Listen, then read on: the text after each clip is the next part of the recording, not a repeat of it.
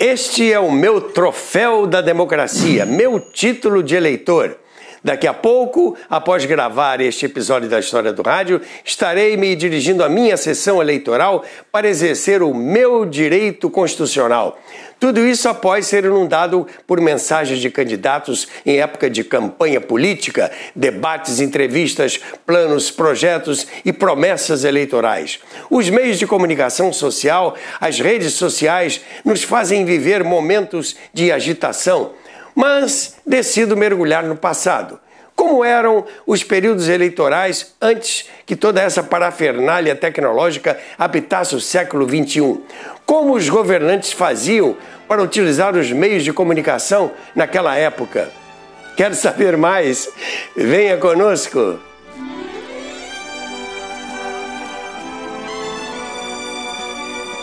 A história do rádio contada por quem a viveu. Roberto Salvador, 1922-2022. 100 anos de rádio no Brasil. Antes de entrar no tema deste episódio, o pedido de sempre. Se você gostar, like, isso é muito importante para o nosso canal. E já que gostou, mande para seus amigos. Eu sempre digo, compartilhar é um ato de amizade. E já que você gosta de conhecer a história do nosso rádio, eu sugiro que você compre o meu livro, A Era do Rádio Teatro. Aqui tem outras histórias, tem fotos. Saiba como adquirir o livro visitando o meu blog. Olha o endereço. Muito bem, vamos ao nosso tema de hoje. Aproveitando o período em que vivemos, vamos falar um pouco das campanhas eleitorais e fatos políticos históricos que o velho rádio registrou e como os governos utilizavam os meios de comunicação social com finalidades políticas. E como o nosso assunto é a história do rádio, vamos discorrer sobre as campanhas políticas naquele que foi, entre os anos 30, 40, meados de 60, o mais poderoso meio de comunicação social desse país, o rádio. Getúlio Vargas, que presidiu o Brasil entre os anos de 1930 e 1945, valorizava muito o rádio. Ele reconhecia a importância do veículo e o utilizava com frequência para divulgar os atos de seu governo. Nos tempos difíceis da Segunda Guerra, fazia pronunciamentos através de redes de rádio em cadeia nacional. Foi durante o governo Getúlio Vargas que foi criada a Hora do Brasil, que depois passou a se chamar A Voz do Brasil e que está no ar até hoje em rede nacional.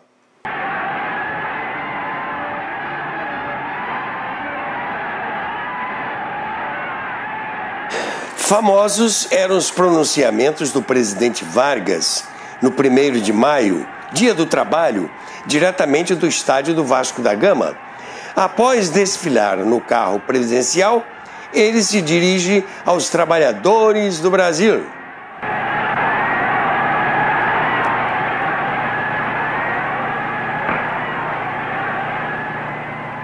Depois de quase 6 de afastamento, durante os quais nunca me saíram do pensamento a imagem e a lembrança do grato e longo convívio que mantive convosco, eis-me outra vez aqui ao vosso lado para falar com a familiaridade amiga de outros tempos.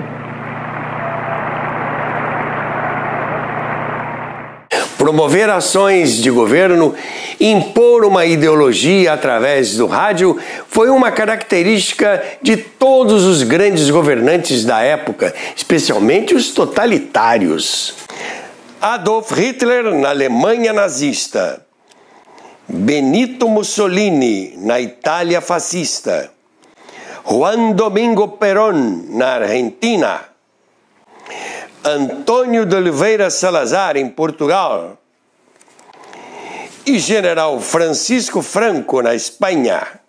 Nos governos democráticos, o rádio também tinha vez. Assim era em todo o Reino Unido, através da BBC de Londres, e sem deixar de citar as grandes emissoras de rádio americanas, todos os dirigentes dessas nações utilizavam fartamente o rádio. Afinal, era o veículo mais importante da época. Mas voltando ao Brasil de Getúlio Vargas, ele reconhecia a importância do veículo rádio. Rádio Nacional do Rio de Janeiro. Tanto assim que estatizou a Rádio Nacional e fez dela a maior emissora da América Latina. 29 de outubro de 1945, após 15 anos de ditadura, Getúlio Vargas é forçado pelos militares a renunciar e escolhe o rádio para comunicar aos brasileiros que estava se retirando do poder. Fiz a minha parte na grande tarefa de mobilizar para o engrandecimento comum as forças criadoras da nacionalidade. Ultimada a recomposição política e reajustados os quadros governamentais, retornarei às atividades de simples cidadão, recolhendo minha atividade privada. O Brasil elege o presidente Eurico Gaspar Dutra e os congressistas aprovam uma nova Constituição, a de 1946. Decretar a Constituição é um ato de grandíssima importância, é um ato grave, mas cumpri-la é que é o supremo dever. Cumpri-la é o dever do futuro. O Brasil se congratula hoje pela assinatura da Carta que nos vai garantir a liberdade. O presidente Dutra cumpre seu mandato de 4 anos e em 3 de outubro de 1950, quem retorna ao poder? Ele mesmo, Getúlio Vargas, mas agora com o voto dos eleitores e com direito a uma marchinha de carnaval. Bota o retrato do velho outra vez, bota no mesmo lugar. Bota o retrato do velho outra vez, bota no mesmo lugar. O sorriso do velhinho faz a gente trabalhar. O sorriso do velhinho faz a gente trabalhar. Final dos anos 50. Embora a televisão fosse aos poucos chegando aos lares brasileiros, o rádio seguia sendo uma força. Além das grandes emissoras nas capitais, havia uma enorme quantidade de estações de rádio nos municípios. Assim, a propaganda eleitoral se propagava por todo o país. As principais emissoras de rádio do país se mobilizavam para a cobertura das eleições de outubro de 54. A Nacional do Rio, por exemplo, anunciava a mobilização de 100 profissionais, distribuídos pelo país para a cobertura das eleições presidenciais e estaduais. Os resultados eram acompanhados pelos ouvintes através de um placar eleitoral, divulgados em boletins diários. Somente se chegava ao resultado final dias depois da eleição. As pesquisas de opinião não eram tão badaladas como nos dias de hoje. Os meios de comunicação faziam prévias de resultados colhendo votos de pessoas famosas. A Rádio Record de São Paulo, por exemplo, entrevistou centenas de artistas de rádio. Por isso, para saber quem ganharia as eleições para governador de São Paulo em outubro de 1955, o resultado das urnas confirmou o resultado das pesquisas. Jânio Quadros ganhou a eleição para governador e depois disputaria a presidência em 1960. Como o rádio tinha muito prestígio, os candidatos gostavam de tirar fotos ao lado de artistas queridos do público. A cantora Esther de Abreu oferece um almoço em sua casa ao candidato Ademar de Barros, ao lado de Emilinha Borba e Erivelto Martins. Não havia horário eleitoral obrigatório gratuito. E como também não havia ainda uma legislação específica, os candidatos radialistas levavam vantagem. Por exemplo, podiam divulgar seus nomes em seus próprios programas de rádio.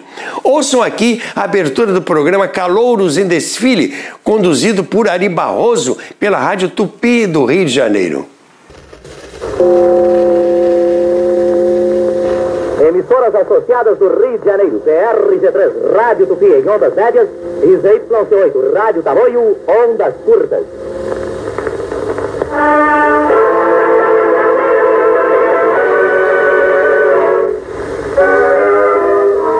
Todo músico votará em Ari Barroso para vereador. Meu Brasil brasileiro. Uma gentileza da TOD do Brasil, Sociedade Anônima, Calouros em Desfile, tendo ao microfone Ari Barroso.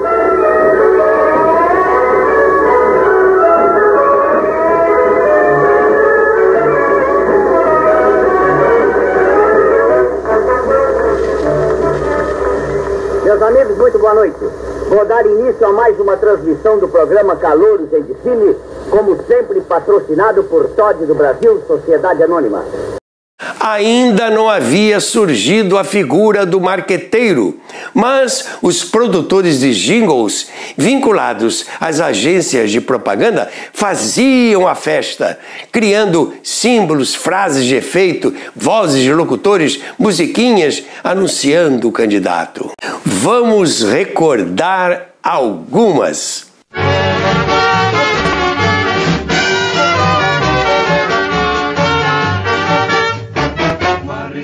Varre, varre, varre, varre, vassourinha. Varre, varre a bandalheira. O povo já está cansado de sofrer dessa maneira. Jânio Quadros é a esperança desse povo abandonado. Jânio Quadros é a certeza de um Brasil moralizado. Alerta, meu irmão, vassoura conterrâneo. Vamos vencer com Jânio. Quem não conhece, quem não ouviu falar na famosa caixinha do Ademar, que deu livro, deu remédio, deu estrada, caixinha abençoada, lá se comenta de norte a sul, com Ademar tá tudo azul. A espada de ouro quem tem é o marechal. Lote, lote é o ideal, porque defende o petróleo que é meu e de você.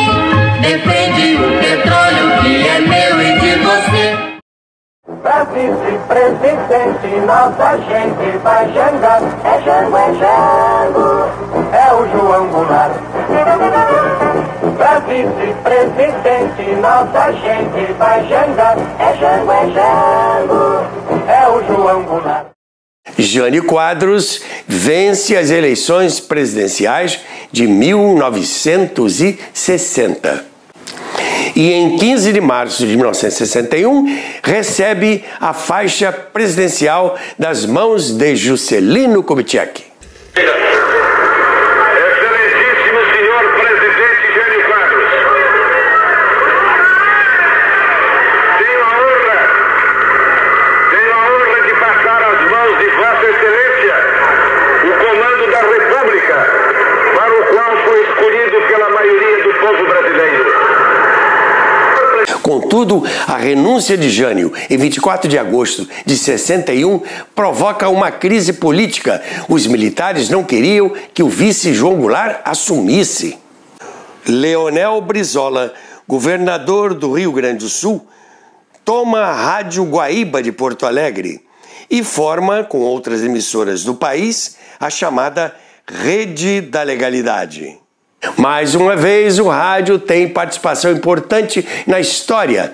A mobilização popular através do rádio culmina com a posse de Jango na presidência.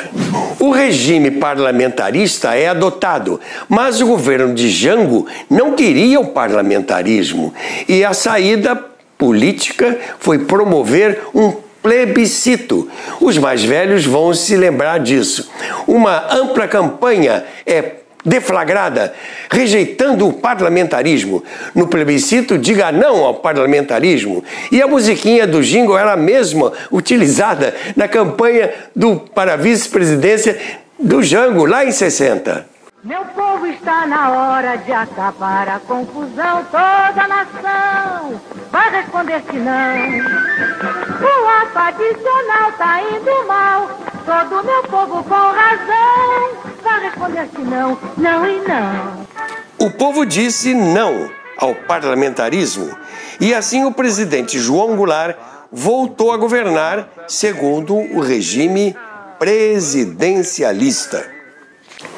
Mas o clima político era pesado nos bastidores. O discurso de Jango em um palanque em frente à estação da Central do Brasil, no Rio de Janeiro, no dia 13 de março de 64, colocou mais lenha na fogueira. Eu estaria faltando um dever de consciência se não dissesse que este esforço extraordinário que realizamos, ao lado do sofrimento também extraordinário que passa o povo brasileiro, jamais atingirá os seus grandes objetivos sem que se realize no Brasil as reformas de base reclamadas por toda a nação. 28 dias depois, o movimento militar de 31 de março tira João Goulart do poder. Quando as notícias ainda estavam um pouco desencontradas e a informação chegou, os fuzileiros navais comandados pelo almirante Aragão iam invadir o Palácio Guanabara, onde estava o governador do estado da Guanabara, o Carlos Lacerda. Lançando mão da emissora oficial do governo do estado, a Rádio Roquete Pinto, Lacerda faz uma advertência dramática, transmitida em cadeia para outras emissoras que aderiram ao movimento militar. Almirante Aragão, assassino monstruoso, incestuoso miserável. Almirante Aragão, não se aproxime, porque eu te mato com meu revólver. Em seguida, com a vitória do movimento militar, assume o poder o presidente Castelo Branco, que é sucedido por Costa e Silva, que toma posse em 15 de março de 67. Prometo manter, defender e cumprir a Constituição, observar as leis, promover o bem geral e sustentar a união, a integridade e a independência do Brasil. Noite de 13 de dezembro de 1968, muita gente em todo o país com o ouvido colado nos radinhos de pilha. O locutor Alberto Cury anuncia o ministro Luiz Antônio da Gama e Silva, que em seguida lerá o ato institucional número 5, o famoso AI-5. Senhoras e senhores, muito boa noite. A Agência Nacional, comandando uma rede de rádio e televisão em todo o país, transmite neste momento do Palácio Laranjeiras para fazer um importante comunicado. Com os senhores, o excelentíssimo senhor ministro da Justiça, senhor Antônio da Gama e Silva. Brasileiros, a Revolução Democrática de 31 de março de 1964 visou a dar ao país um regime de paz e tranquilidade, de restauração da ordem econômica, política e social. Seus objetivos foram inicialmente determinados nos atos institucionais e sob o governo do eminente e saudoso presidente Castelo Branco, a Revolução de 31 de março logrou indiscutivelmente os melhores êxitos. E a política brasileira segue. Costa e Silva é afastado após sofrer um derrame cerebral. Em seu lugar, assume uma junta militar que dá posse ao general Emílio Garrastazu Médici. A plenitude do regime democrático é uma aspiração nacional. E para isso, creio necessário consolidar e dignificar o sistema representativo, baseado na pluralidade dos partidos e na garantia dos direitos fundamentais do homem. No rádio se ouviam os sucessos dos festivais da canção. Havia sambas e baladas românticas e também as músicas ufanistas que enalteciam os valores nacionais, como esta.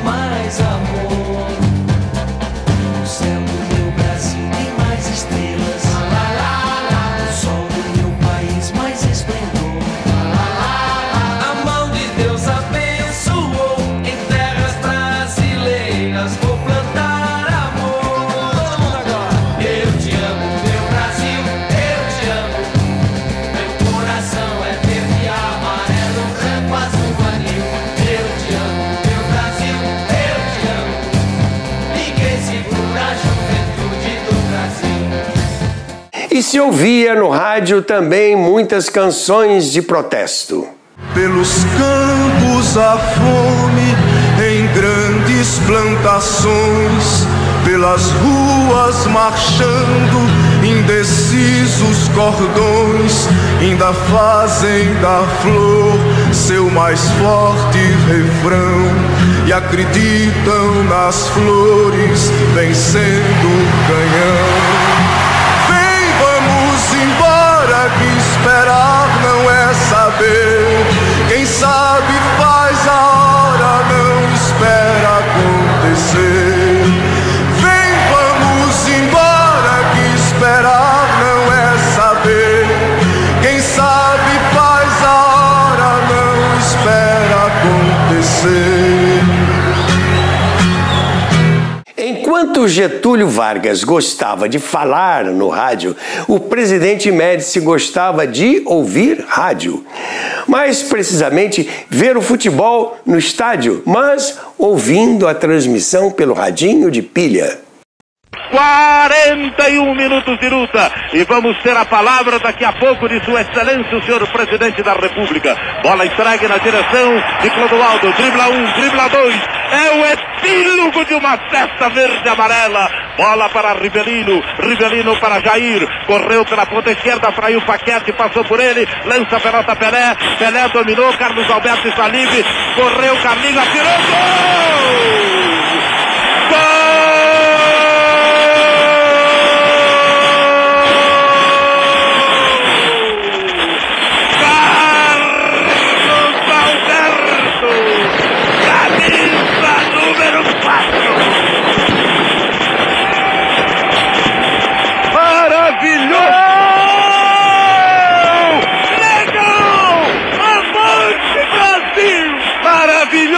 Meus amigos, o passe de Pelé para Carlos Alberto, invadido o gramado pelos fotógrafos, jogadores brasileiros emocionados com o gol de Carlos Alberto. É o tricampeonato mundial de futebol, podem comemorar, chorem conosco. O presidente Médici, que gostava de futebol, capitalizou o prestígio com o tricampeonato do México ao som de Pra Frente Brasil, de autoria de Miguel Gustavo, o verdadeiro hino do tricampeonato.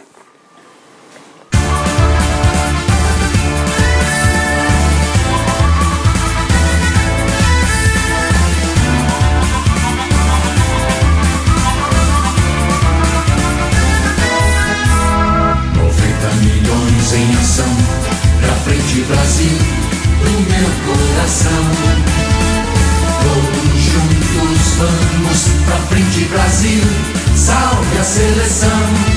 De repente é aquela corrente pra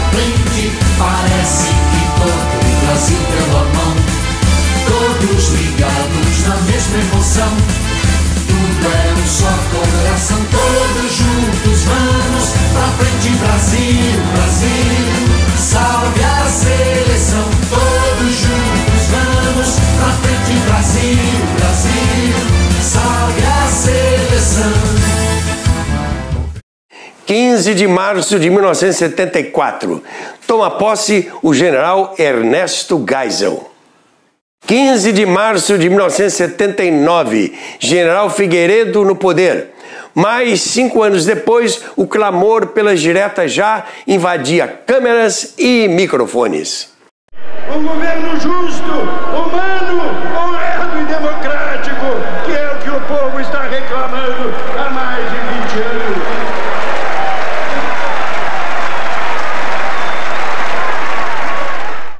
As diretas já chegaram, mas não foram já. Somente em 1990 é que toma posse o primeiro presidente eleito pelo voto direto, Fernando Collor de Mello. O restante vocês conhecem. Já então o velho rádio deixa de contar suas antigas histórias e cede espaço para a televisão, reservando para si a glória de haver registrado um dia momentos tão importantes da história recente do Brasil. Eis porque, amigos, abri hoje meu velho baú e retirei dele esses sons e essas imagens, relembrando com vocês esses momentos históricos que um dia levaram tanta emoção, apreensões, ansiedades e ressentimentos a milhões de brasileiros. E encerro aqui este episódio dedicado às eleições, campanhas políticas e fatos de nossa história recente que o rádio registrou. E ao terminar, lembro que estamos agora também no Facebook e no Instagram. E seguimos rumo às 4.000 horas de exibição pública. Estamos chegando lá, graças a você. Fico por aqui, porque agora eu vou votar. Fui!